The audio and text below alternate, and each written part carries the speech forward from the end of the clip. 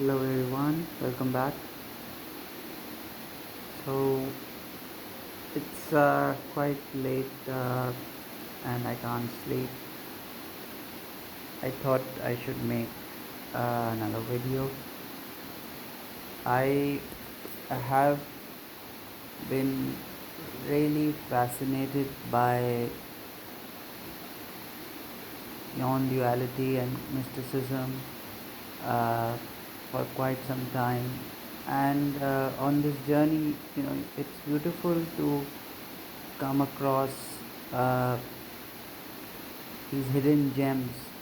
There have been so many mystics and poets, who have walked on this earth, spreading the message of oneness and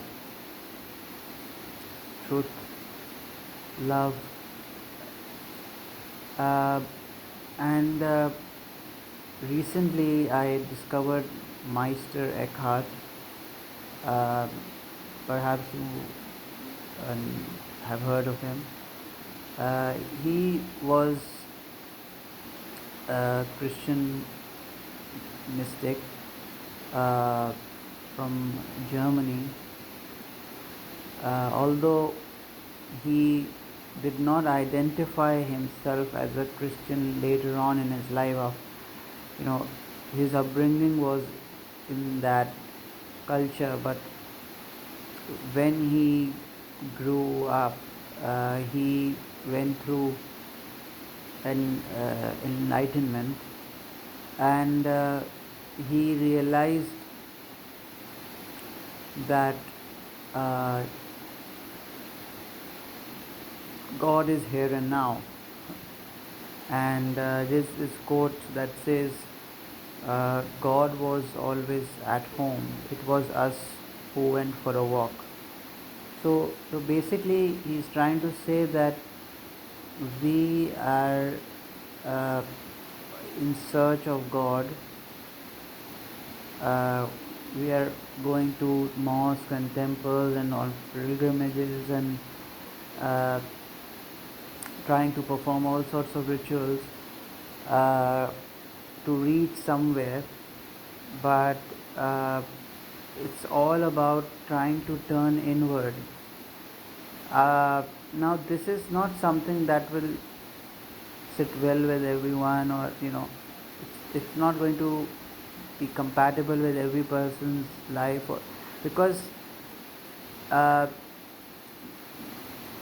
because most people are not uh, on that level.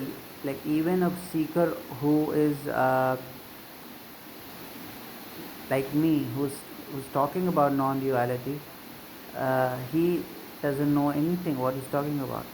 I'm just romanticizing the idea of oneness or nothingness, you know, because there are moments where you experience that and then you don't.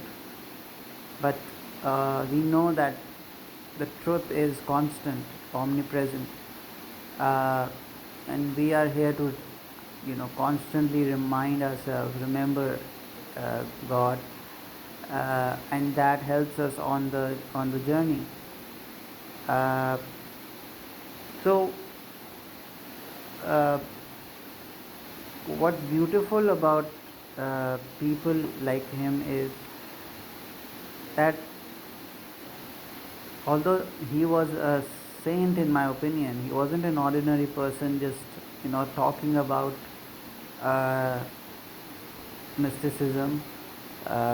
He was actually a realized person, and I mean he wrote a lot of books, where he's talking about how to practice it, implement that, rather than simply is,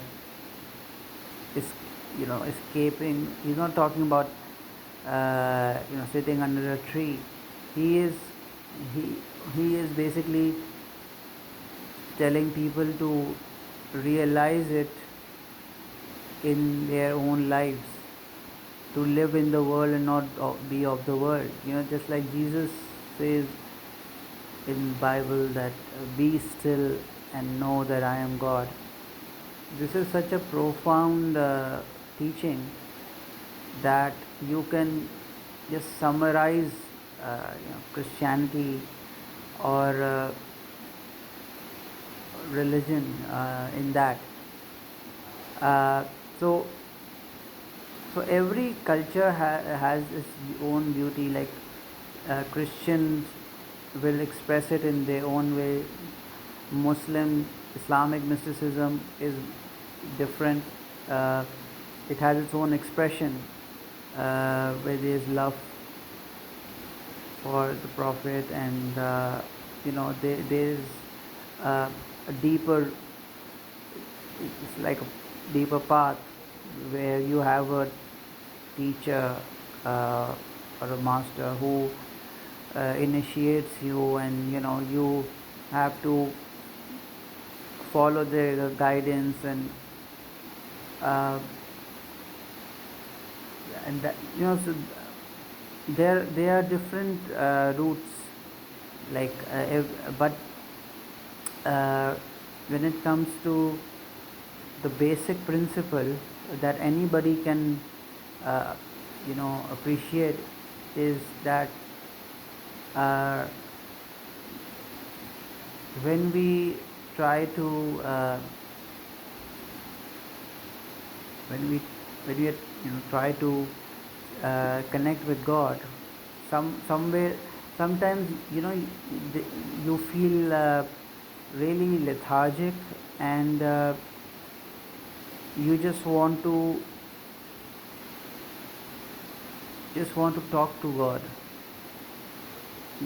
and you know when you just sit and you think that, okay, God is here and now, God is within me, and there's only an illusion of separation, and he is listening to me right now. He can see me. I have a unique relationship with him. I might be miserable, I might have my own uh, weird issues, but uh, God is here and now. And the more you try to communicate with God, you have to sometimes voluntarily withdraw from the world, and give time to your inner self, so that that connection strengthens. Uh, so the point is that in this video my focus was on Meister Eckhart. There are other mystics who I will discuss later, but his teachings, which I have uh, read about quite briefly, but it's so profound, it really touches your heart. So do read about him if you get a chance, and yeah, it's amazing that he was in present in the 13th or 14th century, and even now, if people talk about these things, I mean, at that time he was considered a heretic. So at at this age, like, if somebody is talking about such things openly, uh, like, there was a mystic called Mansur al-Hallaj. He was a Sufi, but he he went through this intense realization where his ego was annihilated, and his true self or God took over the body, and it started speaking through him. Anal Haq, which means I am the truth, I am the truth. And people consider him a madman. Uh, and eventually they, uh, they beheaded him, and his he was experiencing divine intoxication. It wasn't just a, a person uh, going insane. It it was somebody who was genuinely experiencing the love of God, where it was so intense that he was no longer there. And even after he was beheaded, his head was speaking, "I am the truth, I am the truth." So uh, every seeker has his own journey, their own evolution, um, and these people, they have they come on this plane to teach us something. So anyways, just want to share this. Hope you have a great day. Take care. Bye bye.